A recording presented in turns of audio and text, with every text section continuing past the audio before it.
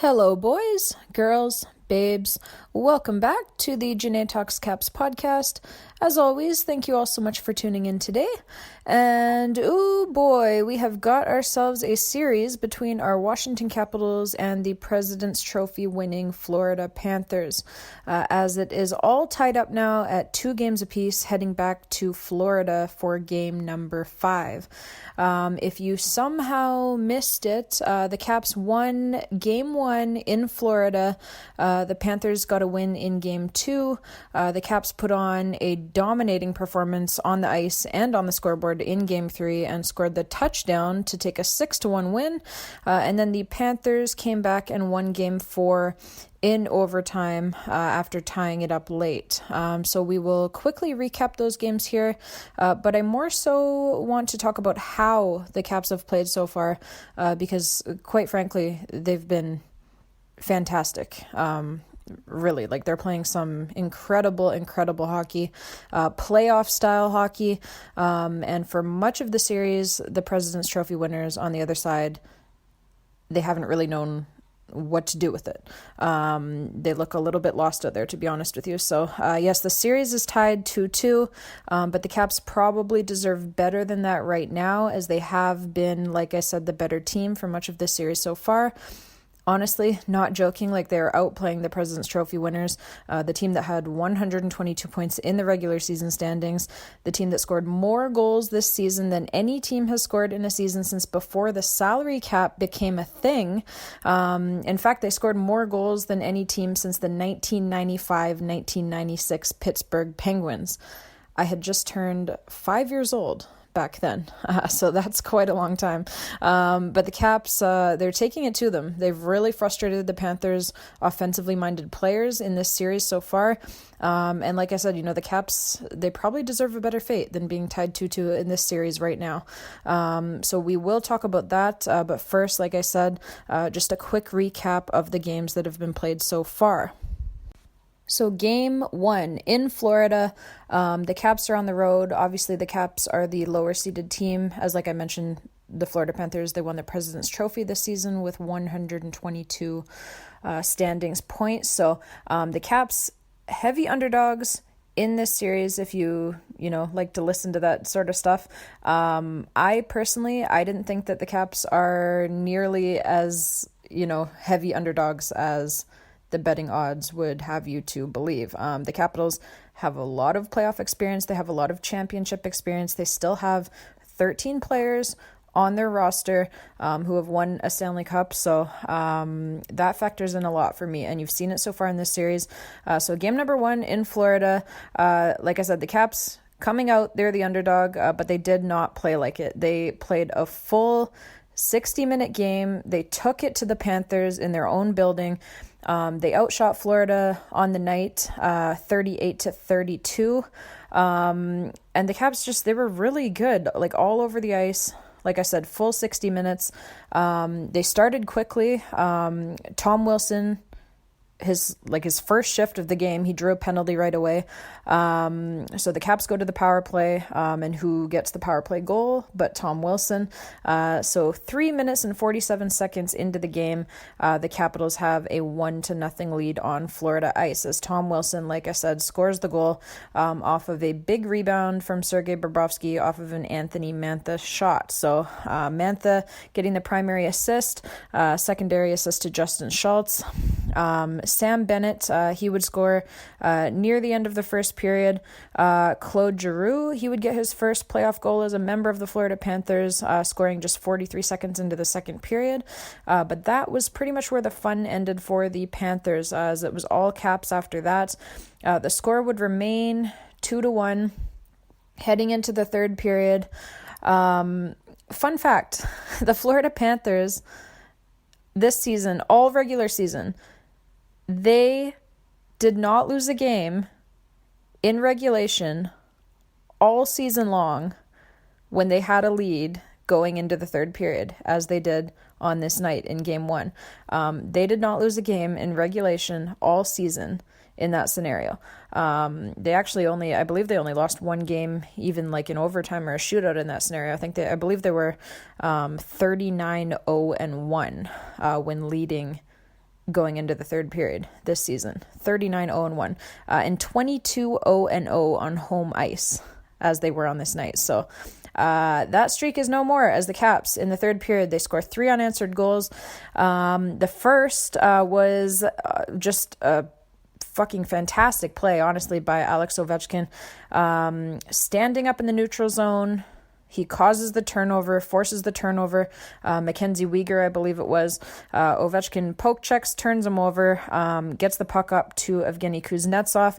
And Kuznetsov, in on the breakaway, as we've seen so many times, he gets it past Sergei Bobrovsky, top shelf. So tie game at that point.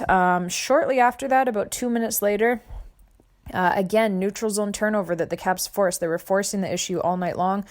TJ Oshie scores the goal. It was on a beautiful, beautiful pass that like only Nicklas Backstrom can make that pass, right? Just a sick pass, insane pass. If you haven't seen the goal, I urge you to go back and watch the highlight of this one because it was beautiful. So Backstrom, beautiful pass, sauces it right through the legs of the defender, right onto Oshie's tape, and Oshie tips it over top of Sergei Bobrovsky. So not much Bobrovsky could really do on that one.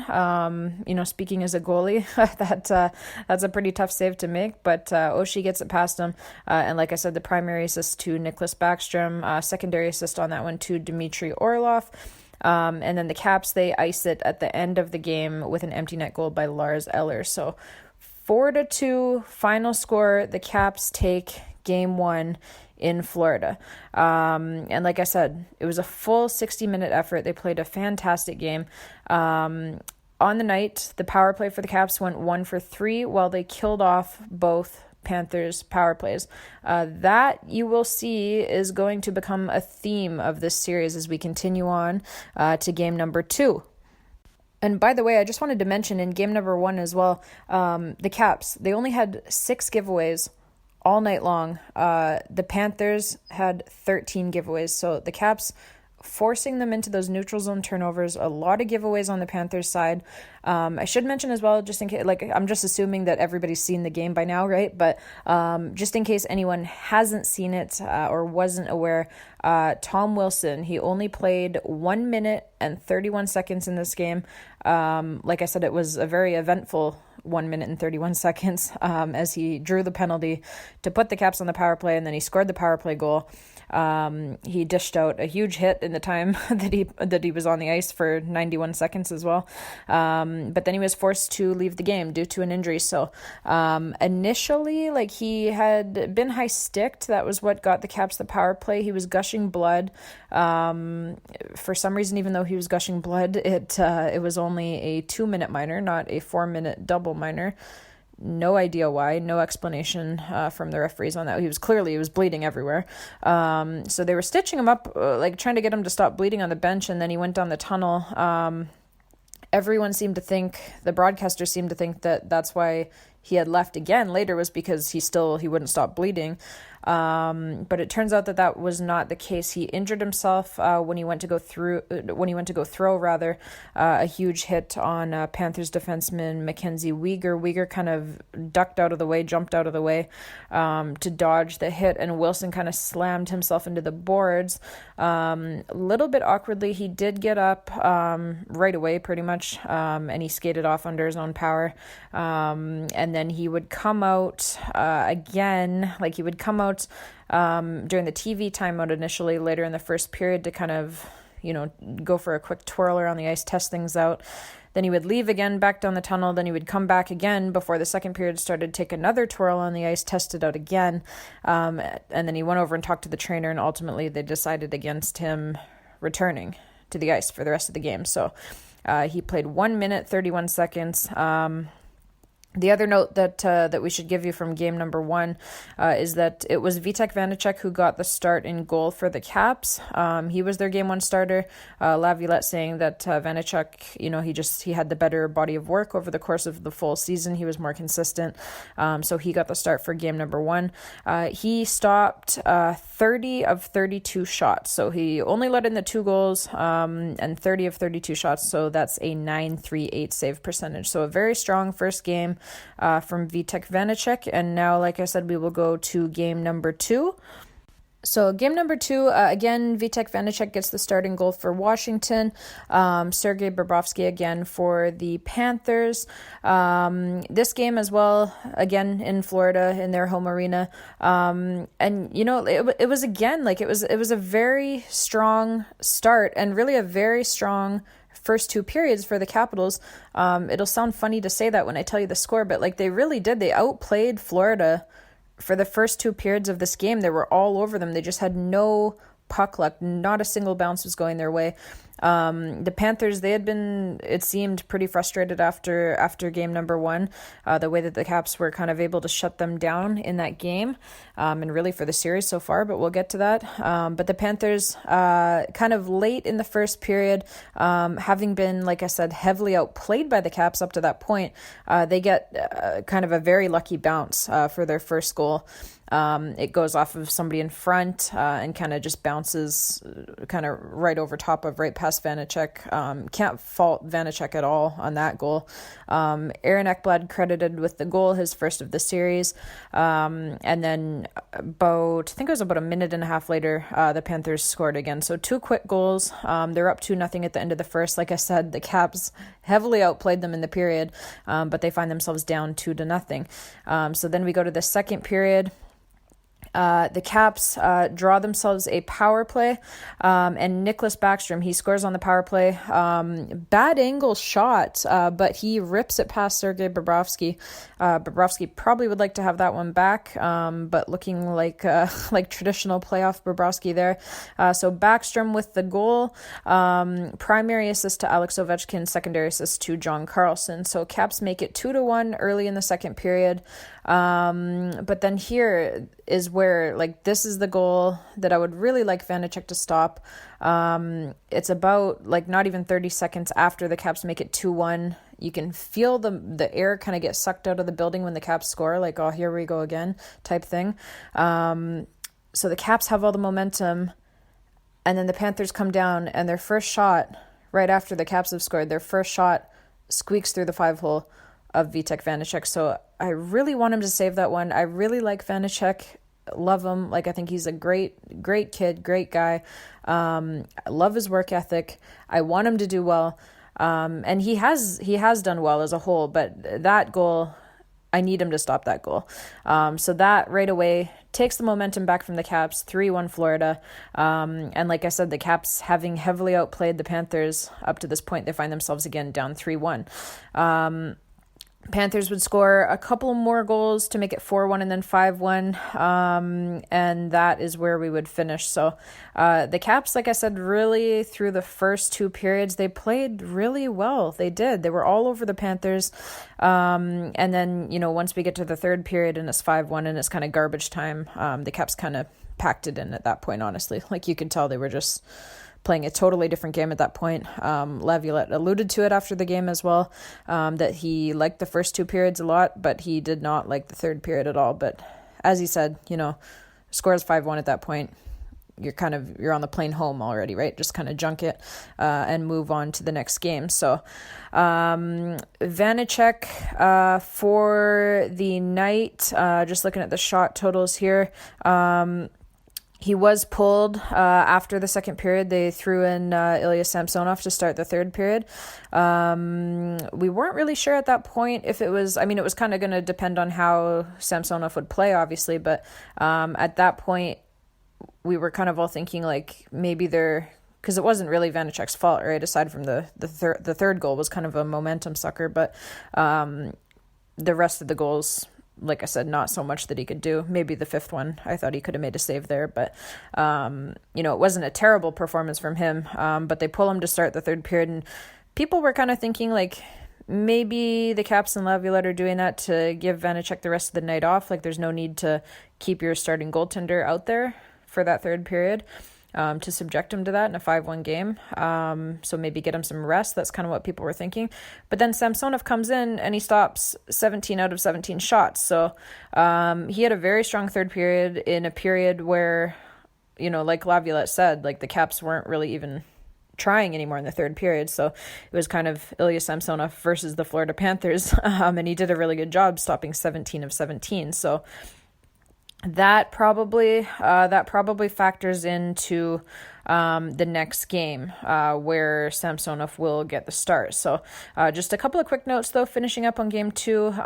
The Caps, they did out-hit the Panthers 60-39. It's not an overtime game, rather. 3 periods, 60 hits. So that's great. That's what we like to see. That's without Tom Wilson, who did not play in this game. He has not played since he sustained that injury. Like I said, 1 minute and 31 seconds of ice time in game 1, and that's it for him so far. So he hasn't played. He hasn't been on the ice, we believe, since he sustained that injury early in game 1. So, but yeah, the Caps keeping up the physical presence even without Willie. So moving to game 3, like I said, Samsonov would get the start for game number 3 as well. Oh, just one more note on game number 2, though, before we move on, because I wanted to talk about the special teams as well. Like I said, that's kind of becoming a theme in this series. So Caps power play in game number 2. Caps power play went 1 for 3, and they killed off all 4 Panthers power plays. So even though the Panthers got 5 goals, none of them were on the power play. So that was kind of a bright spot. You're kind of keeping their power play cooled off, right? And like I said, that will be a major theme moving forward. So game number 3, like I said, Samsonov gets the start. And there was no doubt, like he was looking to carry over that strong play that he had coming on in relief in the third period of game number 2. And he did that and more in game number 3. So game 3, of course, was in Washington, D.C. So the Caps' first home game of these playoffs, their first home game in front of a full arena, kind of not post-COVID, but, kind of as we're hopefully a little bit coming out of COVID. So sold out arena in DC, and it was rocking. They were rocking the red, and the Caps put on a show. They really did. So about almost 3 minutes into the game, 2 minutes and 45 seconds into the game, Jonathan Huberdeau, he scores for the Panthers on kind of a nothing shots, right? Like from kind of far out. Kind of just a regular shot, and it sails past Samsonov. So we're all kind of like, here we go again with Samsonov, right? But that was it. That was all the Panthers would get. That was all he would give them. He shut the door after that. Holy cow, did he ever. The Caps outshot the Panthers for the game 31-30, but that didn't even really tell the whole story of the game. Like the Caps, again, were just all over them, not giving them anything. End of the first period, like I said, it was 1-0 Panthers early, but end of the first period, the Caps draw a power play for themselves, and almost as soon as the power play starts, Ovechkin gets hold of the puck. He takes it from John Carlson. Ovechkin gets hold of the puck, and he just kind of wings it towards the net. Quick shot. TJ Oshie tips it. Perfect deflection. Past Sergei Bobrovsky. 1-1 game. That's very late at the end of the first period. There was only, I believe, like 26 seconds left in the period. So TJ Oshie, like I said, primary assist to Alex Ovechkin, secondary assist to John Carlson. And then we go to the second period, and this was really the turning point of the game, if you ask me. Samsonov, he was fantastic all through the second period, made a number of key saves, none bigger than the one that he makes. Pad stop, right? You all know which save I'm talking about. Huge pad stop. He said after the game in his post game press conference, he doesn't speak very good English still, so he's kind of in his broken English, and they were asking him what he saw in the save that led to Marcus Johansson's goal at the other end for the Caps, and he described it as kind of pass, boom, boom, save. So that was kind of exactly what it was. Quick pad, sticks it out, makes a huge save, and the Caps take the puck. They come right back down the other end, and they score. All 3 forwards getting in on the play. Backstrom, pass to Mantha. Mantha, drive to the net. He lifts a backhander.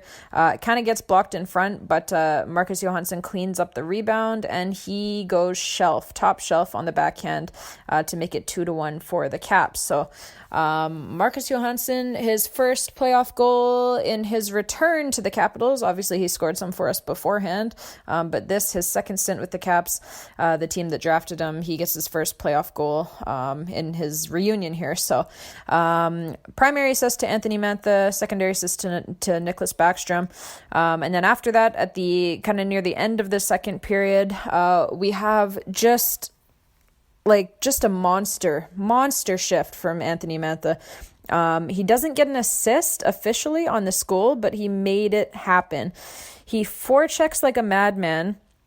There was 3 Panthers on my TV screen and only just Anthony Mantha. And he gets the puck back. He steals the puck back from the Panthers defender, strips it off of him using just pure strength, basically just pure brute strength. He strips him of the puck, gets the puck back. He sends it out to Nicklas Backstrom. Backstrom gets a good chance in front, but it doesn't go. Marcus Johansson, he ends up with the puck kind of near the side of the net. He sends a cross-ice feed through a bunch of sticks. Perfect pass to Trevor Van Riemsdyk, and TVR goes roof daddy, 3-1 Caps. So Trevor Van Riemsdyk from Marcus Johansson with the primary assist, and Nicklas Backstrom with the secondary assist. Then we go to the third period. The Caps, they were just feeling it on this night. The crowd was going crazy. Awesome atmosphere. They were just chanting, singing, cheering all night long. Caps get a power play in the third period. The Panthers, curiously, no idea what they're doing. They leave Alex Ovechkin wide open. Connor Sheary finds him with a cross-ice feed. You know where that one's going. He hammers it past Sergei Bobrovsky. 4-1 Caps. So Alex Ovechkin on the power play. Primary assist to Connor Sheary. Secondary assist again to Anthony Mantha. And then a few minutes after that, the Panthers pull the goalie early, trying to get something going. Like I said, they were down 4-1. Almost as soon as they pull the goalie, John Carlson nails the empty net from about almost 200 feet. He was basically at the Caps end boards, and he just, boom, right in the middle of the net. So John Carlson assisted by Lars Eller, and then just to put the icing on the cake and get the touchdown with Sergei Bobrovsky back in the net. 42 seconds left, fourth line, creates a goal. Garnet Hathaway scores the goal. Primary assist to Johan Larsson. That's his first career playoff point. Obviously just being picked up by the Caps at the trade deadline from the Arizona Coyotes. So he gets the primary assist, and then the secondary assist to Nick Dowd. And this game was an ass kicking, right? It was a tone setter, every sense of the word. Alex Ovechkin, he was getting a ton of praise from broadcasters in this game for his physical presence. Tom Wilson out of the lineup, Alex Ovechkin just flattening people, just nailing guys to the boards. He had 6 hits in total to lead both teams. Garnet Hathaway and Lars Eller also had 6 hits for the Caps. Martin Ferravari had 5 hits. John Carlson had 4 hits. TJ Oshie had 4 hits. Mantha with 3 hits. Everybody was all in physically all night long. Awesome to see. That's the way they have to play. That's the way they've been playing throughout the whole series. I'm so proud of the way that these guys are playing, honestly. It's been amazing to watch them do this to the President's Trophy winners. And special teams as well. Again, I wanted to mention that. Panthers 0 for 3 on the power play. The Caps killed off all 3 of their power plays in this game. And the Caps went 2 for 6 on their own power plays. So again, winning the special teams battle. That's going to be huge moving forward. They've done a fantastic job with it so far. And Ilya Samsonov, he, like I said, he gave up that first weak goal and nothing since then. He stopped 29 of 30 shots. That's a .967 save percentage. Like I said, he stopped 17 of 17 in relief in the third period in the game before. So not sure what the exact number was. I think it was 0.98 something was his save percentage coming out of this game, through 4 periods of playoff play. So he's been awesome. Obviously, I've been someone who has questioned him in the past, but he plays for my team, right? This is my favorite team. I want them to succeed, so I want him to succeed. I just want somebody in the net to grab it and run with it. I just want somebody to play well. Just somebody come in, play well, give us good goaltending, give us a chance to win. And Samsonov is doing that right now. So props to him. And then we go to the most recent game, last night's game in DC, game number 4.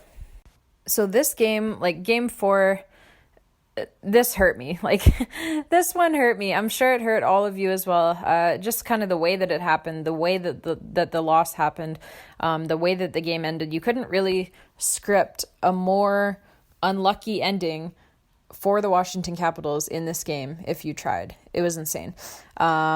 So first period, TJ Oshie, he gets the Caps going on the power play, tips a John Carlson point shot, slap shot, bomb from Carlson from the point. Oshie tips it to the back of the net. So Caps power play goal, they're up 1-0. TJ Oshie, that's his third already of the series, assisted by primary assist, like I said, to John Carlson. Secondary assist was to Nicholas Backstrom. Florida, they would get one back. Carter Verhaeghe from Aaron Ekblad at the 14:08 mark of the first period. No goals in the second period. And then in the third period, the Caps turned it on. They were ready to win this game. They came out. They were on in the third period. And it led to a goal. The three big boys, the top line with Wilson out, obviously, the top line of Evgeny Kuznetsov, Alex Ovechkin, TJ Oshie, they create this beautiful goal. Oshie just absolutely obliterates Sam Bennett near center ice. Just crushes him. And Bennett had the puck, so it's not interference. That turns the puck over. Ovechkin picks it up, sends it up to Kuznetsov. Beautiful pass, and Kuznetsov's in on a breakaway. He's money on a breakaway. He scores on Sergei Bobrovsky. Again, he has a lot of playoff goals against Sergei Bobrovsky, his countryman. Kuzi does the bird celebration. He was asked before the game, which I thought was funny. He was asked before the game if he thought that he was going to be doing any bird celebrations tonight. And he kind of jokingly said, like, because they were talking about how, the Caps are playing such great defense. Kuznetsov had this great quote. He's like, yeah, it's not the fun type of hockey that us offensive guys like to play, but he's like, we like to win. So we love to do it. We love to play defensive, in the playoffs where it calls for it. And he said that, we can play the offensive hockey and get the breakaways in the beer league in the summer. So Kuzi, all about defense. And here, again, defense leads to offense. And Kuznetsov does get a breakaway, does score, does do the bird celebration. His daughter, I'm sure, would love that. I know he does it for her. So 2-1 Caps. At this point, like the way that the Caps are playing defense, you thought that this game was done. It was over at 2-1. And it probably should have been, because the Caps finished really strong. They were playing great defense, like I said. They weren't really giving Florida anything. They maybe had one or two looks that Samsonov stopped. He made good saves on. But really, like, the Caps had it locked down. Florida pulls the goalie kind of early. And Garnet Hathaway, this just kills me because I love Garnet Hathaway. But, like, Nicholas Backstrom makes a huge shot block, right? And the puck goes right to Garnet Hathaway. He's in his own zone. And we know that the Caps, they shoot for the empty net from their own zone. They're told to do that. Peter Laviolette tells them to do that. If you get a shot at the empty net, send it down there. Try to end the game. Let's end it right now. So they're coached. They're told to do that. And I think it's the right call as well, because we see that a lot these days. Like, if you have a chance to shoot at the empty net, end the game right there, right? And the Caps have a lot of guys that can hit the empty net from there. We've seen it time and time again this season. We've already seen it twice in these playoffs, right? Lars Eller in game number 1, and John Carlson in game number 3. So they're very good at it. But this one, Hathaway misses it by an inch. It goes off the post and out. They do call icing on the Caps. And I just had a feeling, like when we missed that empty net, I just had a feeling something bad was going to happen. And it did, as the Panthers, they get a very lucky bounce. Like I said, we were playing great defense, but they get a great bounce. The puck bounces off someone in the defensive zone, bounces right out to the slot, right onto Sam Reinhart's stick. He fires a shot at the net, and this one goes post and in, not post and out as it did for us. So post and in, tie game. Like I said, I just had a bad feeling when we missed the empty net. I had a bad feeling going into overtime, and sure enough, the Panthers would win it in overtime. Carter Verhaeghe, questionable goal. May have been goalie interference. We did see a very similar goal in the Pittsburgh Penguins New York Rangers series, game number 1. Late in the third period of game number 1 between the Penguins and Rangers, it was a 3-3 tie game, and the Rangers appeared to score to take a 4-3 lead. I believe it was like less than 5 minutes left. If my memory serves correctly. So the Rangers score very similar to this goal. And Mike Sullivan challenges it. And the refs ultimately, the officials, they ultimately called it back. They called the goal back. So it didn't count for the Rangers. They said, no goal. That's goalie interference.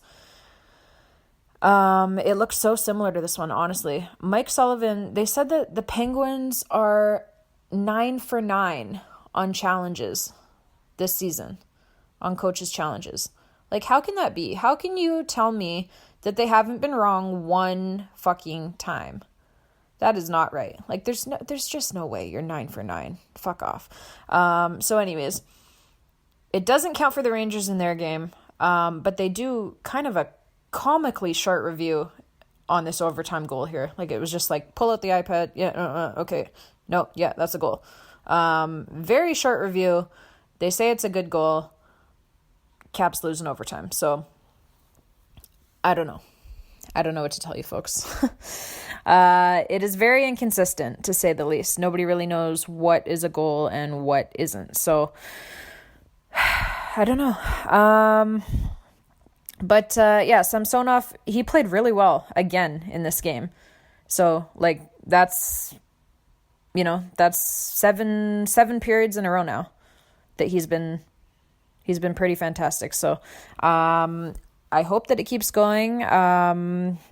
Really, I do. Because if we get goaltending here, we can win this series. We can make this happen. So bright side to this game for the Caps, Bobrovsky was not that good. 875 save percentage. So his numbers for the series are not great. So if the Caps can continue getting to him, like I said, they have a really good chance in this series. So hoping that trend will continue. And the Caps, they did hit the Panthers again in this game, 56-46. And the Caps won the special teams battle again. Caps went 1 for 5 on their power play. Panthers 0 for 4 on their power play. So the Caps kill off all 4 Panthers power plays once again. Their power play unit is getting frustrated. Very frustrated. It's very evident. You can see it. Claude Giroux broke his stick over the boards when he skated off the ice at the end of one of their power play tries there. So frustration setting in for some of the Panthers' top guys for sure.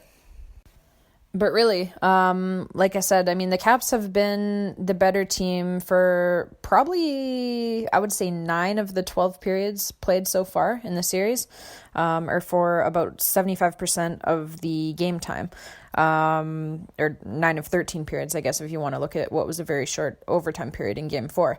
That questionable goal coming just 5 minutes in there for the Panthers. But I mean, the Caps, like, they probably do deserve to be up 3-1 in this series right now with the way that they've played. I think that's what would be fair. But the sport of hockey, as we know, is rarely ever fair. But they have been the better team, so that's something to be very encouraged by. They've been controlling the pace of play. They've been dictating what the Panthers can or cannot do offensively. Peter Laviolette's scheme in the neutral zone, which he has implemented specifically to beat this Florida Panthers team, it's something far different than what we watched all regular season, far different than what the Caps would normally be doing. But what he's done, he's implemented that, it's a 1-3-1 forecheck, 1-3-1 rather than the 3-1-1 forecheck that the Caps normally use. So they're being less aggressive on the forecheck and taking more care to clog up the neutral zone instead. And it is driving the Florida Panthers absolutely nuts, as they are a team that likes to get their offense off of the rush. And obviously Peter Laviolette knows that. We all know that, frankly. And that's why he's employed this particular structure. And it is working. Kind of just been a coaching clinic by Peter Laviolette so far in this series. So through 4 games so far, there's been, like I said, a lot of Florida Panthers players, not just Claude Giroux, but a lot of them smashing their sticks over the boards after shifts, breaking them in half in frustration at being unable to get past the Caps defense, being unable to get anything going at 5-on-5. They haven't been able to get through that neutral zone that the Caps have set up. So even in Game 4, with which the Panthers, like I said, they won in overtime, right? The Panthers get a 4-on-4 goal. They get a 6-on-5 goal at the end of the third period there with their goalie pulled, but like they're barely doing anything at 5-on-5. And that's a huge credit to Peter Laviolette. That's a huge credit to the Caps, for everyone, all 18 skaters buying in, because the Panthers, they're a juggernaut at 5-on-5 offensively. But the Caps team defense is just stopping them dead in their tracks right now. And so far, like I said, coaching clinic by Peter Laviolette. And so far, Panthers head coach Andrew Brunette really hasn't had an answer for it at all. The Panthers got a bit of a lucky win in Game 4. But I mean, like I said, their players were frustrated as all hell during that game. And, like I said, there were sticks of Panthers players being smashed all over the place. They were frustrated. So that's definitely something to watch heading into Game 5. As frustration builds, and actually Andrew Brunette even admitted that his players are beginning to get frustrated. So the question, something kind of to watch heading into Game 5 is, will Andrew Brunette and his coaching staff be able to implement anything, be able to make any adjustments in order to be able to get past this Caps defense? Because so far they have not had an answer for it. And right now, frankly, the Caps are loving how this series is being played, right? The Caps, they've been the more physical team, even without their top physical presence, and probably the top physical presence in the entire NHL, in Tom Wilson, and they've been at 110% effort in all areas of the ice. It's really gorgeous to watch, actually. It's just pure playoff hockey by this Caps team right now.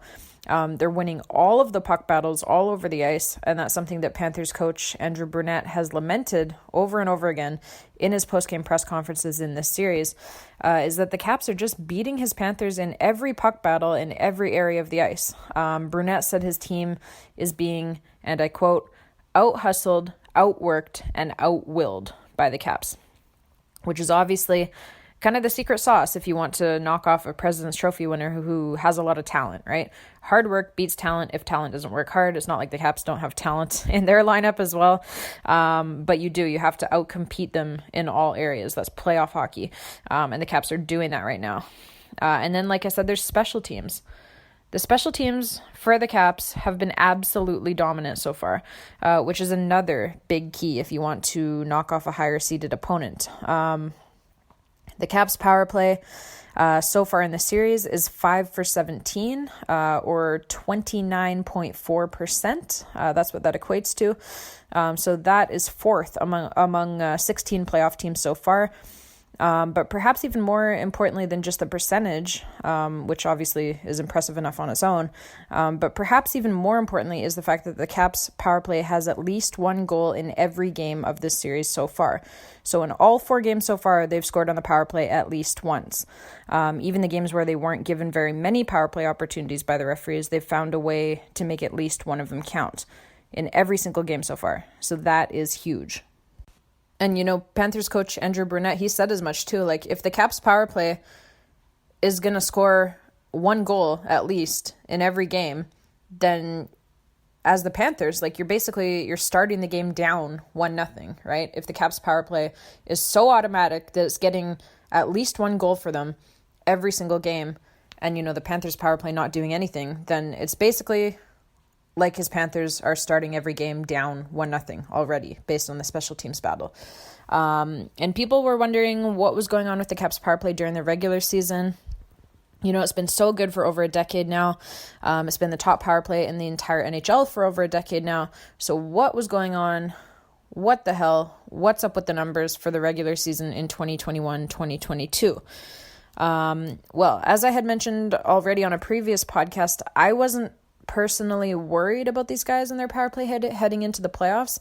Because the fact is, while the numbers as a whole for the regular season weren't necessarily pretty, they really started heating up once they got some key players and guys who are key to their power play, in like a Nicholas Backstrom, a TJ Oshie, an Anthony Mantha, et cetera, et cetera, et cetera. Once they started getting some of those guys back from injuries during the regular season, because they missed a lot of time with injury this season. Once they started getting some of those guys back, their power play really started to take off. And since March 1st, it was back to being one of the very best power plays in the entire league. So I like I said, I really wasn't worried about the power play, so long as everybody is healthy, and they're proving me right now so far in the series. I'm sure that they are probably missing Tom Wilson in the bumper spot on that second unit. It doesn't work quite as well with a lefty playing that spot. Wilson, he's great in that spot, but for now anyway, it's working out just fine. They're making it work. And the first unit is scoring a lot of goals anyway before the second unit can even get on the ice. So that's always good. That's what you want.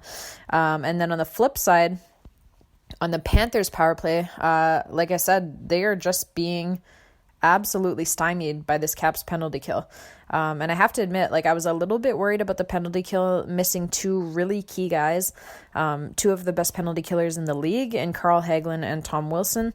But the Caps penalty kill, other guys are stepping up in their absence, and it has been absolutely stellar. That's really the only way that you can describe this Caps PK right now, is absolutely stellar. They have stopped all 13 of the Panthers power plays in this series so far. And this was the Panthers power play that was top 5 in the league during the regular season. So that's no small achievement. If you had the Panthers being 0 for 13 on the power play on your bingo card prior to the series starting, good for you. I don't think a lot of people would have predicted that one. And honestly, a big reason why not a lot of people would have predicted that one is because the Caps goaltending was such a big question mark coming into the series, right? But right now, like I said, they started with Vitek Vanacek in game 1. He earns us a big win in game 1, and he was very good. He got pulled in game 2, and like I mentioned, I don't think many of those goals in game 2 were his fault. I'd certainly, like I said, I would like a save on the third goal in particular. That one was a bit of a weak goal, a bit of a momentum killer. And then the fifth one as well, I thought he could have stopped, but in general, I don't think he played poorly as a whole in game 2. It was just there was a poorly timed goal, right? But they put Samsonov in for the third period in that game, and like I said, he stopped 17 of 17 shots, I believe it was, in that third period to keep the score the same. So we still lost the game, but it was good in the sense that he got to feel the puck and get some confidence going into the next game.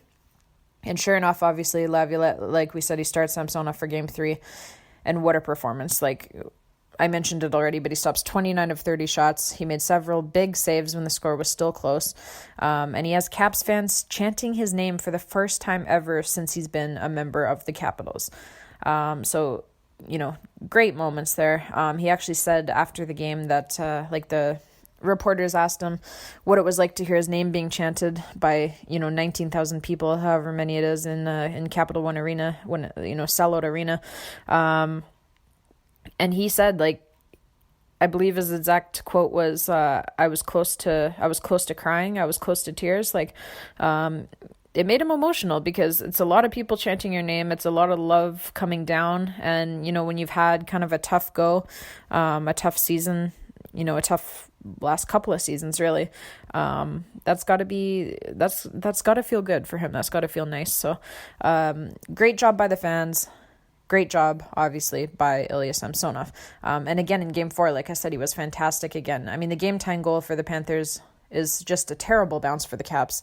And the shot, like I said, it eventually goes off the post and in, so nothing you can really do as a goalie there. You had everything covered.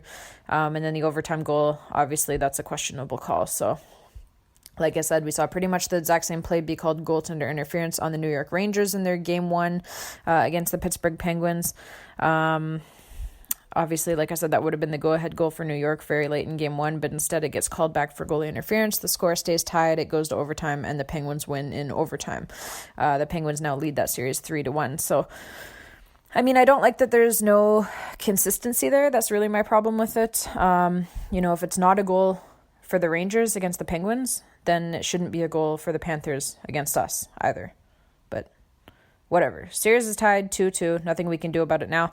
The point is, Samsonov thus far is playing incredible, which is something I think not many people would have predicted. And that's why I don't think many people, like I said, would have predicted that the Caps penalty kill would be a perfect 13 for 13 so far against a high-flying, very high-flying Panthers offense, because a lot of people didn't have any trust in the Caps goaltending. But the goalies, like I said, they've been very good so far. I don't want to get too excited about it because every time that I seem to get excited about Samsonov playing well for a little bit, he's like, he's like in Charlie Brown where like they pull the football out from under you just as you're about to kick it. And so you fall flat on your ass. Like that's what Samsonov is like for me. Every time I start to believe, he pulls the football right out from under me. So I'm just going to remain calm, not get too excited about how well he's playing, and just silently hope that it continues. But anyways, the point is the Caps are kicking ass so far. And even if it is, always a tall task to knock off the President's Trophy winners, we do have plenty of reasons right now why we should be optimistic and hopeful and why we should believe. We'll obviously have to get a bounce going our way at some point if we hope to win. All the puck luck pretty much so far has been going the Panthers' way, which is really unfortunate, but we're kind of used to it if we're Caps fans. We seem to have no puck luck, except for like the only time that I can remember that we actually got a bounce in the playoffs was double overtime of Game 3 against the Columbus Blue Jackets, Round 1, 2018. That's probably the last time that I can remember us getting a good bounce in the playoffs, but if the boys keep playing as well as they are, they will give themselves a chance to be in a position where that bounce can go their way and they can win the series. So just keep playing well. And okay, on to Tom Wilson and his injury, because I promised you guys that we would cover that in this podcast episode. So I do have a little bit of news, a little bit of detective work. So here's everything that I have gathered so far. And as you all have probably come to realize, like I said, I can be somewhat of a detective when it comes to Capitals injuries, and I'm pretty good at it. So here we go. So what we've heard officially from the Capitals is that Wilson is listed as day-to-day, not week-to-week, not out indefinitely, but day to day, which is generally a good thing for obvious reasons. Now, that being said, I have seen some crazy rumors floating around on Twitter from people who won't name their sources, won't even post a real profile picture of themselves in their bio or use their real name for that matter. But there are some rumors floating around. I've seen things like, he's got a quote unquote serious knee injury. I've seen folks claiming that he's had surgery on his knee already and that he's out for the remainder of the postseason. In fact, I even saw one Twitter user who said that his longtime usher at Capital One Arena told him that Wilson had already had surgery on his knee just now. But the problems with that theory, with that rumor, are several. First of all, let me tell you what I know and what I have seen. So first off, as we know, when the injury occurred, when he went to go hit Mackenzie Weegar along the boards, not only was he able to get up and skate off right away under his own power, but he stayed on the bench initially. Then he went down the tunnel, and we know that he tried to come back not once, but twice before the game was over. So he tested it out, like I had mentioned, during a TV timeout later in that first period.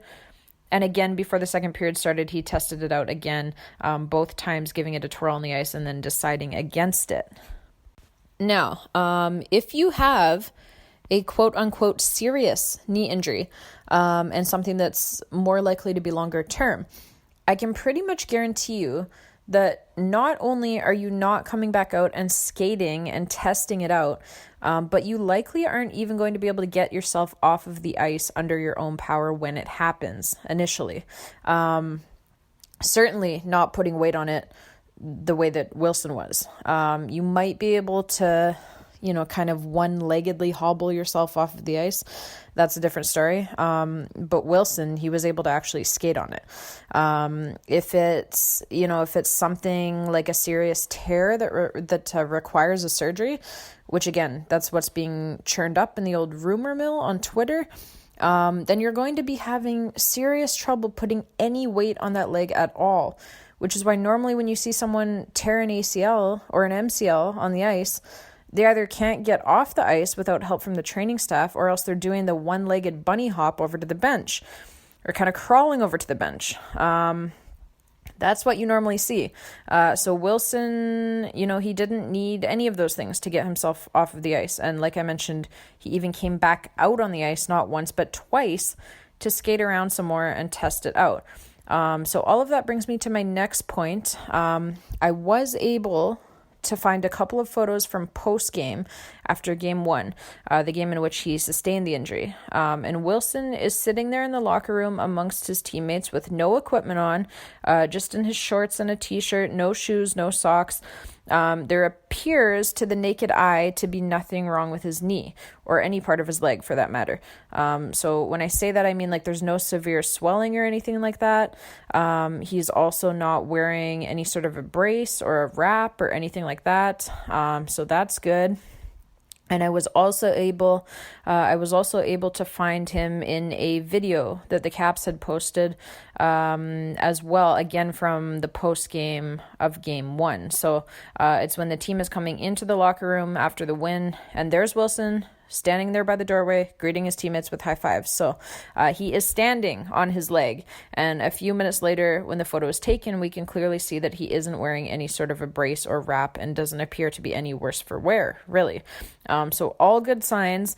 And again, the whole standing on your leg thing is probably not occurring right after you just sustained a knee injury that will require surgery. So a lot of these rumors floating around on Twitter, they don't make sense. I've got even more for you. I'll explain even more in detail why. So then we fast forward to game 2, and the broadcast shows Wilson again standing in the press box, and he was actually kind of rocking back and forth on both of his legs equally, like the way that you would if your team was playing a crucial playoff game without you, kind of that little bit of nervous energy when you can't be on the ice to help them out, that type of rocking back and forth. So again, this is just 2 days after the injury has occurred, and he's standing there putting full weight on his leg and rocking side to side on it in a way that I guarantee you would not be doing if you had just sustained a serious knee injury. And let me just throw this out there too, just so that you guys know. But I do actually know what I'm talking about with this stuff because I was a kinesiology major. I'm also a goalie, and I've played hockey since I was 4 years old. So I've had my fair share, being a goaltender, I've had my fair share of knee sprains, MCL, ACL, and I did have one pretty serious tear at one point too. I had to wear the immobilizer brace and be on crutches for months. That's always fun. After I was down in the splits, after making a save, and a girl came and literally landed right on top of my leg. So crutches, immobilizer brace, all that fun stuff. So I do know firsthand what it's like having a knee injury. Like I said, I've had a few of them. So, and the thing I do know, not only what it's like having a knee injury, but I know as well the things that you would or wouldn't be doing if you have a serious one. And rocking back and forth while standing in the press box is not one of the is not one of the things that you would be doing. Let's just put it that way. Even if Wilson himself could withstand the physical pain of doing that, do you really think that the Caps training staff is going to be letting him do that? Voluntarily putting unnecessary pressure on your knee after you just seriously injured it? I'll let you guys in on a little secret. That would be the last thing that you would want to be doing if you had a serious knee injury, especially in the early days of it. Because like the fastest way to healing is to reduce the inflammation, right? And the way to get the swelling to come down in the early days after the injury occurs is to keep your leg elevated. Keep things elevated above the level of your heart. If you're willingly standing on it, it's going to stay swollen a lot longer, and that makes the recovery time longer, which is something that obviously the Caps would not want. They'd want him to be healing as quickly as humanly possible to see if they can get him back on the ice. And I can guarantee you that they would be advising Wilson not to put any unnecessary pressure on that knee, certainly not in the early days after the injury just occurred. So, like I said, I have a hard time believing that he has a serious knee injury, and the Caps training staff is somehow, just fine with him doing things that you'd most certainly want to avoid, such as standing and rocking back and forth on it. I have a really, really, really hard time believing that. And that brings me to Game 3 at Capital One Arena as well, where Tarek El-Bashir of The Athletic, he reported that Wilson was seen, quote unquote, casually walking in the press box to a suite with Washington's other scratches, including Carl Hagelin, to watch the game. So again, this is Game 3, right? The same Game 3 that fan on Twitter I told you about reported that his longtime usher at Capital One Arena told him that Wilson had already had surgery on his knee. So, you're trying to tell me that he just had a surgery on his knee and now he's casually walking around, no crutches, no brace, no limp, no nothing, just casually strolling around the very next day after a major surgery. Yeah, sorry, no, I'm calling bullshit on that one. You are not casually walking around the day after having a surgery performed on your knee. It is not happening. I don't care if you're Superman, which Wilson basically is anyways, but that's not happening. So I think what is happening here, unfortunately, is that there's a lot of fake, so-called insider info floating around out there from people who are just seeking attention on the internet. And then people unfortunately believe it. And so then it gets passed around as fact, right? And so I think that that's about where we are right now.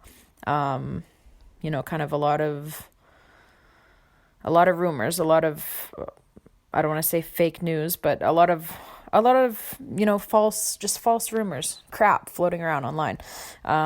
Because the rumors that are flying around regarding Wilson, like I said, none of it makes any sense at all. Just from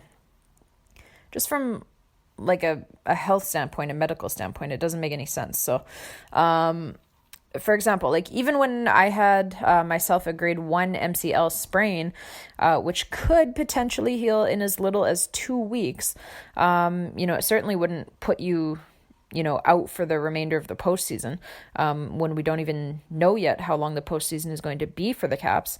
But even in that case, I wasn't walking around on it right away. I certainly wasn't standing on it when I didn't have to.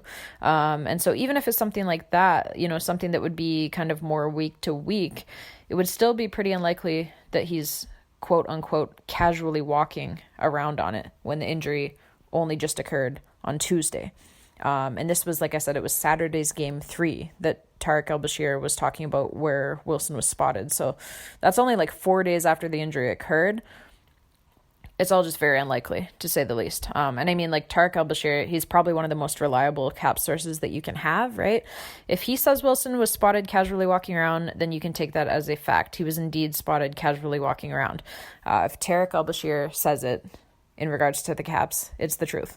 But yeah, I mean, I just think that, if it were something like a surgery, for example, especially a surgery that had already allegedly taken place, according to some fans on Twitter, there would be some crutches. There would be, like I said, an immobilizer brace. There would be something. Like I said, I had to have that stuff and I didn't even need surgery for mine. So there's just no way he's casually walking around after having a knee surgery, even if he had the surgery right after, the minute after the game on Tuesday, 4 days earlier, he had the surgery right after the game. There's just no way that he's walking around 4 days later.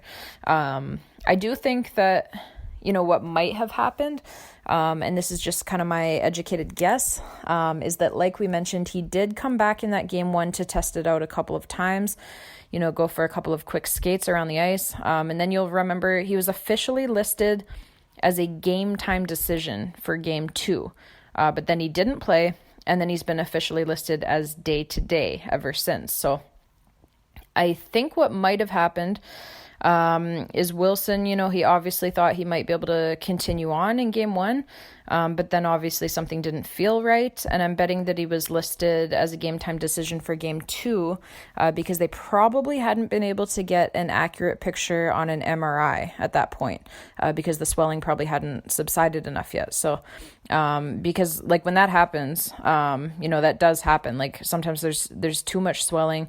You can't see things properly on the MRI. And so you have to wait a few days for the swelling to subside before you can get the accurate picture via the MRI. So I'm betting they probably had to wait a couple of days for the swelling to come down enough. That's why you'll remember as well, like Laviolette had said that Wilson was getting treatment that day before game 2, and that then they would, evaluate.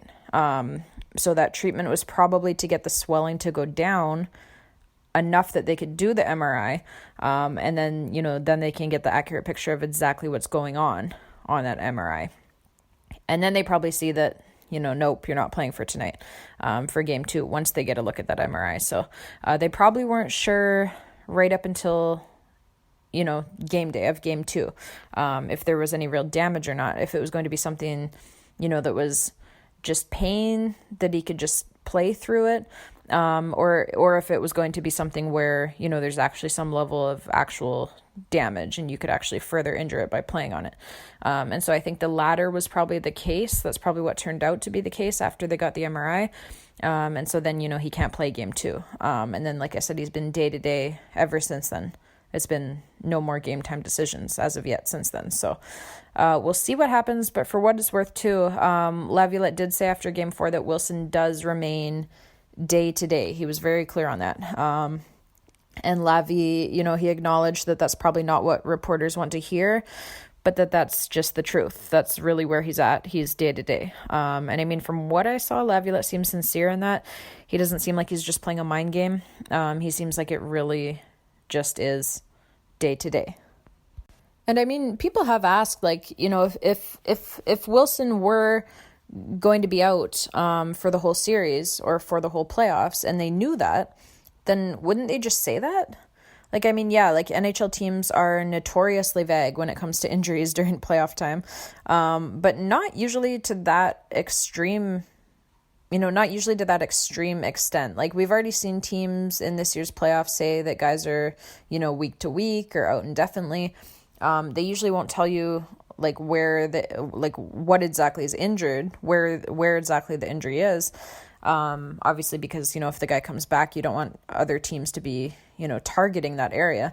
But I mean, like, wouldn't they just say it? Like, is there anything to be gained for the Caps by saying day to day if they know that he's out for the remainder, for example? Like, you typically don't see that. I mean, I suppose there is a chance that if that were the case, that it would be because of who it is that's injured. Like, I really think if it's any other player, you probably just say, he's out for the remainder of the series, or he's out for the remainder of the playoffs, or whatever it may be, if that's the case. But there would be a chance that because it's Tom Wilson, he's not an ordinary player, right? Like, he's a big intimidation factor in any series, in addition to being a very good hockey player. So there's always that chance, I guess, that, like, because it's Tom Wilson that's injured, that you want to always kind of keep that in the back of the minds of the Panthers, maybe, like, hey, don't get too comfortable out there. Don't try anything funny, because you never know, the big man could be back next game. And I think that does kind of keep them, if they don't know for sure that he's not coming back, it kind of keeps them in check a little bit, at least to a smaller degree, of what it does if Wilson is actually on the ice. So there's far less chance that any Panthers players are going to be running around, taking runs at guys, taking runs at a guy like TJ Oshie, who's had a history of concussions, or taking runs at a rookie like Connor McMichael, for example. If you know that Tom Wilson is up there in the press box, watching it all, frothing at the mouth, taking notes, taking down names of players on his notepad, and that there's a chance that he might be back in the lineup for the next game. So it keeps guys a lot more honest out there. I do believe that. So I would get it from that sense, from that side of things, if that's what the Caps are doing. The Panthers haven't been overly involved physically at all in this series.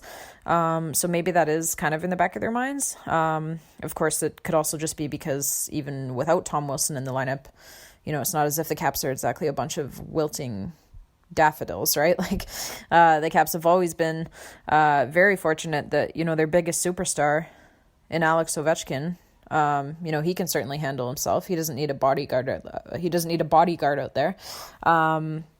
Which, is definitely not the case with a lot of the star players in today's NHL anyway.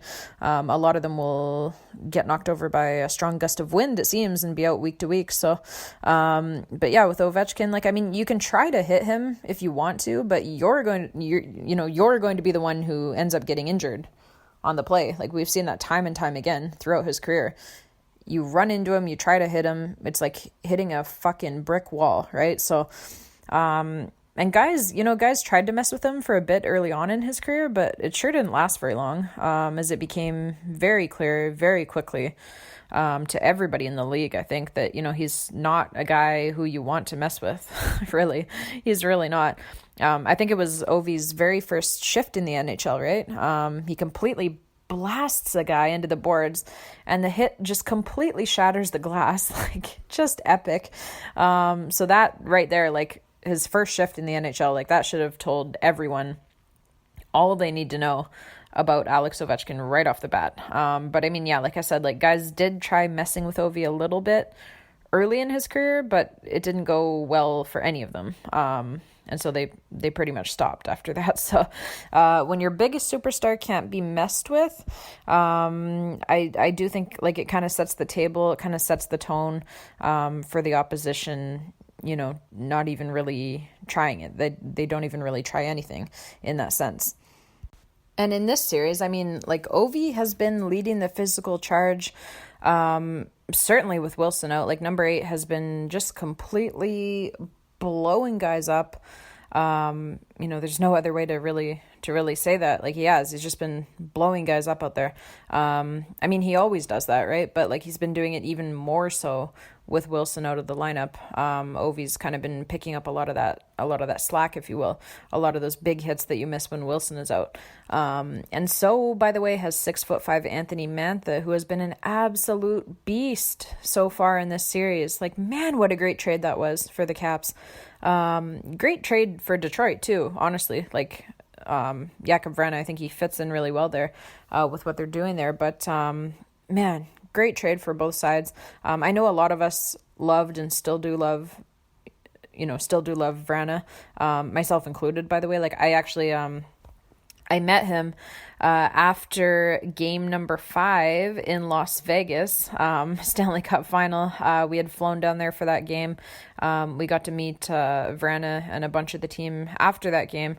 Actually Ovechkin with the Stanley Cup as well. I have video too if you guys don't believe me. But yeah, like I met Vrana right after they'd won the cup. Just really, really cool kid, really nice guy. So yeah, like I loved having him here. I miss him a lot, but like, man, Anthony Mantha is just built for the playoffs. Like he is built for Capitals playoff hockey. And we're getting a delicious taste of that in these playoffs as he continues to run guys over, turn pucks over, and put up points. Anyways, I have probably talked for long enough today, Caps fans. It's always a longer podcast episode when we're into playoff hockey. It's the best time of the year, like Christmas in May. Please don't forget to subscribe to our podcast if you haven't already done so. We are on Apple Podcasts, on Spotify, on Google Podcasts, on iHeartRadio, on Stitcher, on Deezer, etc., etc., etc. We are on Amazon Music now as well. That's pretty exciting. So pretty much anywhere and everywhere that you would get your podcast from. we are on there. You can find us pretty much everywhere. So subscribe, share us with your friends and your family and your fellow Caps fans, your fellow hockey fans in general. As always, thank you all so much for listening. The Caps' next game is Wednesday back in Florida for game number 5. Let's hope they can do what they have done all season long and win a game on the road. If they can do that, they will have the President's Trophy winners on the ropes. They will have them by the balls. So until next time, Caps fans, get some rest, get ready for Game 5, hydrate, and let's go Caps.